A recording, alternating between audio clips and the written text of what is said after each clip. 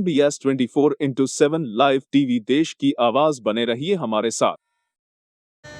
नमस्कार, मैं रोमी चौहान और आप देख रहे हैं NBS 24/7 लाइव टीवी। आइए देखते हैं इस वक्त की बड़ी खबर। मध्य प्रदेश के सागर जिले की देवरी तहसील के देवरी जनपद पंचायत अंतर्गत आने वाली ग्राम पंचायत सुना के झिरिया खेड़ा ग्राम से करीब 1 किलोमीटर दूरी पर स्थित दोना नदी के किनारे दोनागिर मां नर्मदा का उद्गम स्थल है, जहां पर आम के वृक्ष की जड़ के नीचे से मां नर्मदा जी का उद्गम हुआ है। जिस स्थान से कई वर्षों से 12 माह मां नर्मदा जी का जल निकलता रहता है, चाहे ठंड का मौसम हो, चाहे गर्मी का, चाहे बरसात का, हमेशा उस स्थल पर जल का भंडार रहता है। इस भीषण गर्मी में भी उस स्थान पर करीब 2 से 3 कुंड ऐसे हैं जहां से कितना भी पानी उपयोग में लिया जाए, लेकिन उन कुंडों का पानी कभी खत्म नहीं होता। साथ ही माता के उद्गम स्थल जो जद के नीचे से निकल रही है, वह जल की धार कभी किसी मौसम में किसी भी समय बंद नहीं होती, हमेशा जल निकलता रहता है। ग्रामीणों से जानकारी करने पर ग्रामीणों ने बताया कि दोनागिर स्थान पर विगत कई वर्ष पहले तंबू बाबा नाम के एक संत का आश्रम था, जहां पर बाबा निवास कर अपना आश्रम बनाए हुए थे। बाबा हर अमावस्या पूर्णिमा के दिन मां नर्मदा जी पर बरमान घाट पर स्नान करने जाते थे। वह बाबा मां नर्मदा जी के बड़े ही भक्तों में से एक थे। तंबू बाबा को पूर्णिमा के एक दिन पहले मां नर्मदा जी ने सपना दिया कि पूर्णिमा के दिन जब तुम बरमान स्नान करने आओगे, उसी दिन मैं तुम्हारे आश्रम दोनागिर में आम के पेड़ की जड़ से प्रकट होकर मानव जीवन जब तक रहेगा तब तक वही विराजमान रहूंगी। तंबू बाबा के सुबह उठते ही जब बाबा बरमान मां नर्मदा जी के यहाँ स्नान करने पहुंचे, तो सपने अनुसार बाबा ने मां नर्मदा जी में स्नान कर पूजन अर्चना कर अपने कमंडल मौन नर्मदा जी में ही छोड़कर गुफा मार्ग से अपने आश्रम में बनी गुफा के मुख्य द्वार से दोनागिर आश्रम पहुंचे, तो वहां देखा कि सपने के अनुसार मां नर्मदा जी आश्रम में लगे आम के पेड़ की जड़ के नीचे से एक पतली धार की तरह निकल रही थी, जहां पर बरमान घाट पर मां नर्मदा जी के यहाँ छोड़े हुए कमंडल भी दोनागिर आश्रम के यहाँ आम के पेड़ के जड़ के नीचे पाए गए। तब से इस स्थान पर मां नर्मदा जी का मंदिर स्थापित किया गया। साथ ही भोलेनाथ जी, हनुमान जी महाराज, प्रसिद्ध बाबा महाराज जी की स्थापना की गई, जहां तंबू बाबा आश्रम में रहकर विगत वर्ष बाद दोनागिर के आश्रम में बनी गुफा में निवासरत रहकर मां नर्मदा जी की पूजन अर्चन करते हुए अपना जीवन यापन माता रानी की पूजा अर्चना में भक्ति रूप में लीन होकर समय व्यतीत करते रहे थे, जिसके कुछ वर्ष बाद बाबा ने आश्रम में ही समाधि ले ली। ग्रामीणों ने द्वारा बताया गया है कि आश्रम में मां नर्मदा जी की ऐसी कृपा है कि यहाँ पर बने कुंड का पानी कभी नहीं सूखता, चाहे कितनी भीषण गर्मी ही क्यों ना हो। यहाँ कुंडों से कितना भी जल ही क्यों निकाल लिया जाए, लेकिन कुंड का जल कभी खत्म नहीं होता। ऐसी मां नर्मदा जी की कृपा छत्रछाया है। इस स्थान पर प्रत्येक वर्ष संक्रांति के दिन मेला लगता है। ग्रामीणों द्वारा कहा जाता है कि यहाँ पर जो भी मन्नत मांगी जाए पूर्ण होती है। अबे का जोड़ी कपड़ा, जहाँ पर हजारों की संख्या में भक्तगण मां नर्मदा के उद्गम स्थल के दर्शन करने पहुंचते हैं। सागर से देवभूषण दुबे की रिपोर्ट। नाम है आपका? आसाराम। कहाँ के रहने वाले हैं आप? सुना अच्छा, सुना एरिया पूरा अभी। ये आपके यहाँ जो दोनागिर मां नर्मदा जी का उद्गम स्थल है, हाँ सर, ये स्थल कितने वर्ष पुराना है? ये तो सर बहुत पुराना है, हमरों ने ऐसा ही देखा है। और इसलिए ये थे बहुत बड़े संत थी, बहुत बड़े।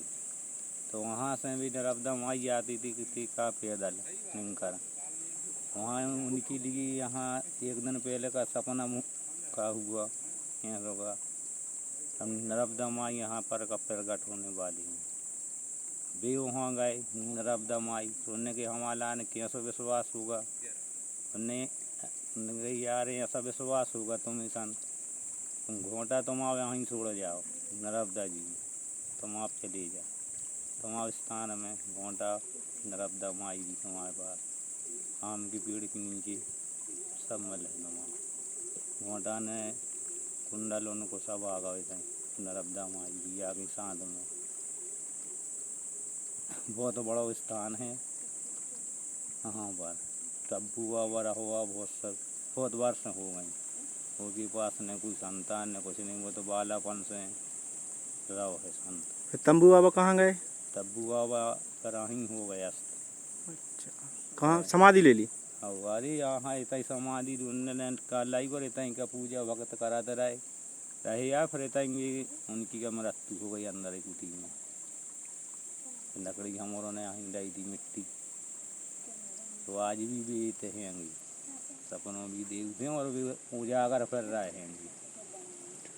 तो यहाँ पे लोग आते हैं, संक्रांति जो अच्छे मेला भरता है। मतलब ये सिद्ध क्षेत्र में क्या लोग कहते हैं कि हर मनोकामना पूर्ण होती है? हाँ होती है नहीं सर, जिसको यहाँ आता है जिसको ये अच्छा मांग के जाता पूरी मनोकामना उसकी पूरी होती है।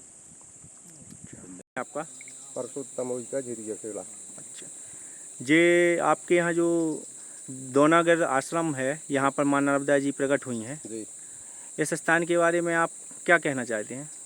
इस स्थान की जानकारी हमको वैसी है डिटेल में कि ये दोनागर स्थान है और बुजुर्ग लोगों ने बताई है, हमारे पिताजी के पिताजी लोगों ने बताई कि यहाँ से जो संत रहते थे पूजा अर्चा करते हैं वो डेली जाते थे तो नर्मदा माई को, तो नर्मदा जी ने उनको सपनों दिया संत जी को कि भक्त तुम बहुत परेशान हो और तुम एक काम करो, कमंडल और घोंटा यहीं छोड़ दो।